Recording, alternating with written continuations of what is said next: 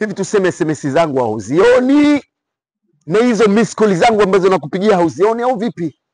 Kwa hiyo ni hilo, makelele yayo yote ni kisa hujajibiwa SMS. SMS ni kitu gani? Kwa hiyo unaona SMS kitu cha kawaida tu, is easy. Kwa sababu mimi nina mapenzi ya dhati kwako na kupenda, na ndio maana inakuwa hivyo, si ndio? Hivi Muna, mbona umebadilika? Sio yule Muna wa zamani ambaye mimi namjua. Ndio nilo nimebadilika. Muna wa kipindi kile sio Muna wa sasa hivi. Au unanionaje? Mimi naomba kukuuliza, unanipenda kweli au unanipotezea muda wangu tu? Kukupenda au kutokukupenda ni siri yangu mimi mwenyewe naijua.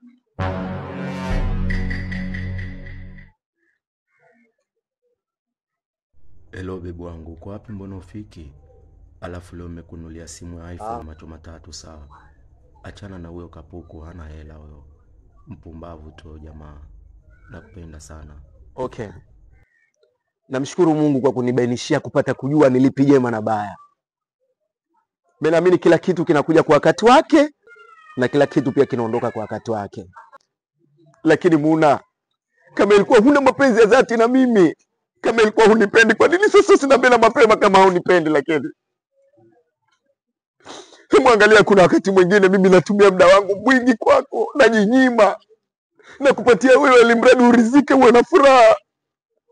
Lakini leo hii mwisho wa siku unanichiti, unaniacha Muna. Asante sana, shukrani.